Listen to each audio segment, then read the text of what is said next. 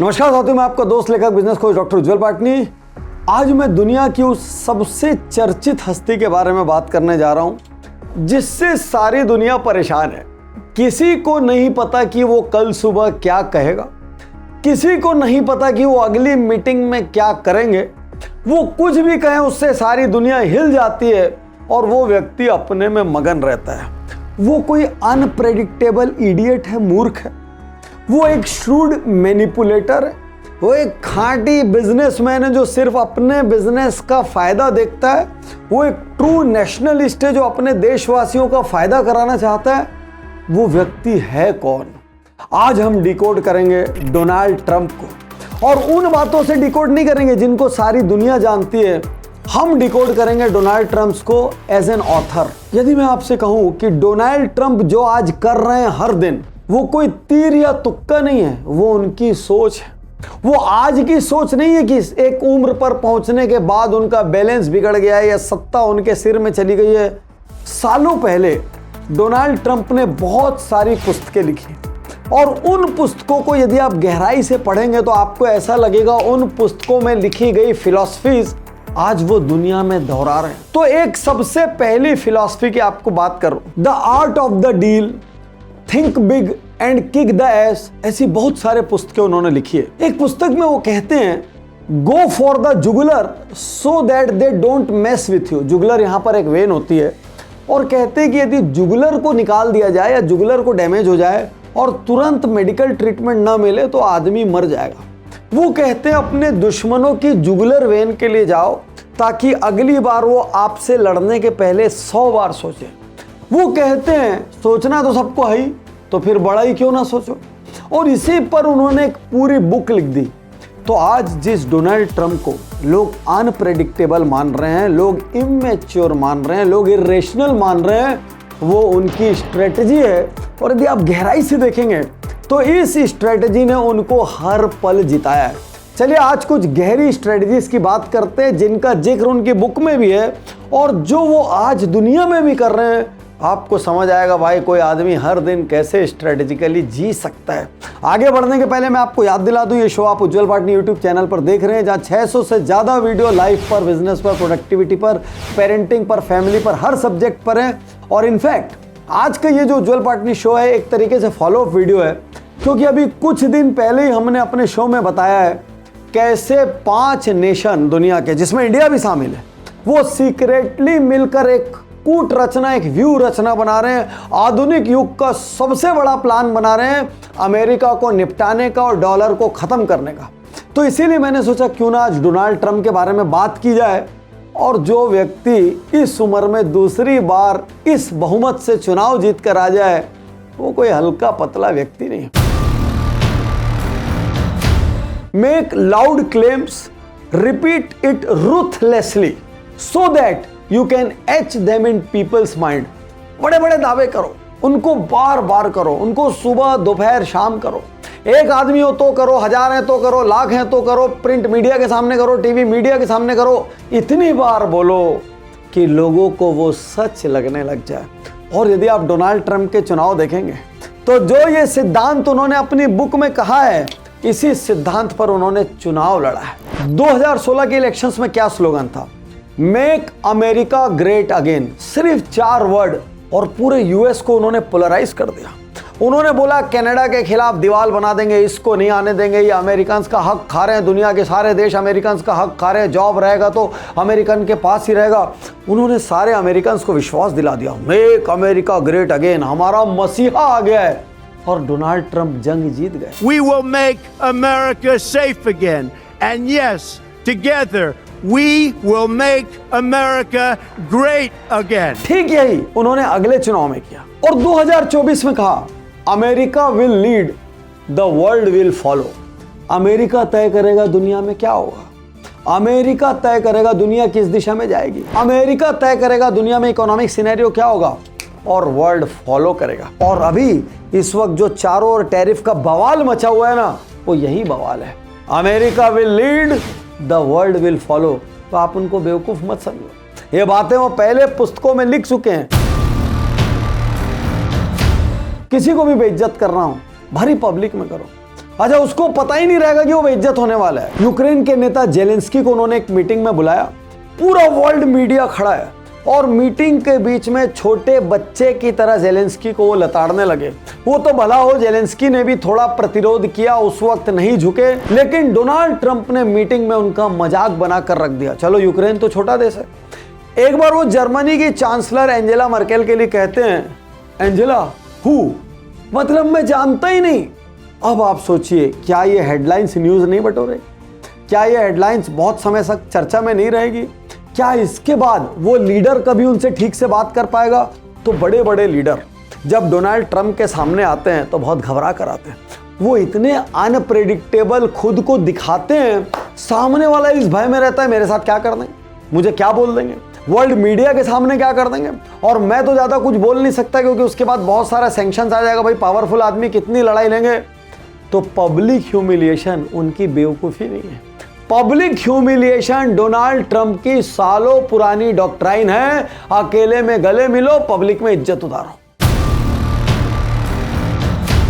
अब ट्रंप की वो अगली फिलॉसफी, जिसकी वजह से सारी दुनिया हिली हुई है और जिसकी वजह से दुनिया में बहुत सारे देशों को अब ये सोचना पड़ रहा है कि हम एकजुट होकर अमेरिका का मुकाबला कैसे करें। ट्रंप इस फिलॉसफी में यकीन करते हैं, बहुत बड़ा मांगोगे तो मजबूरी में सामने वाले को बड़ा देना पड़ेगा, वो छोटा नहीं दे सकता। बहुत ध्यान से समझना, बहुत बड़ा मांगोगे तो मजबूरी में सामने वाले को बड़ा देना पड़ेगा। उन्होंने दुनिया पे टैरिफ ठोक दी, किसी पे 30%, किसी पे 50%, किसी पे 100%। अब उनका देश उनके साथ खड़ा है। जो थोड़े बहुत बुद्धिजीवी वो हल्ला मचा रहे हैं, लेकिन वो अपने देश को तो भरोसा दे चुके हैं कि America will lead, the world will follow. वो कह रहे हैं दुनिया भर के देश अमेरिका से कमाते हैं, अमेरिका इसमें नुकसान खाता है, अमेरिकन प्रोडक्ट्स पे बहुत सारा टैरिफ है। उन्होंने उठाया, सारी दुनिया पे लगभग 150% तक का अलग अलग स्लैब का टैरिफ ठोक दिया। सब ने बोला सुसाइडल मूव है, लेकिन डोनाल्ड ट्रंप जानते थे हर देश में ताकत नहीं है कि वो ज्यादा दिन तक प्रतिरोध कर सके। और रिजल्ट क्या हुआ? 57 कंट्रीज ने, जो दुनिया की 50% से ज्यादा जीडीपी करते हैं, उन लोगों ने ट्रंप से डील कर ली। अब कोई बोले चाइना नहीं माना, अरे क्या फर्क पड़ता है, इंडिया नहीं माना, अरे क्या फर्क पड़ता है, रशिया नहीं माना, अरे क्या फर्क पड़ता है। कितनी बड़ी जीत हो गई।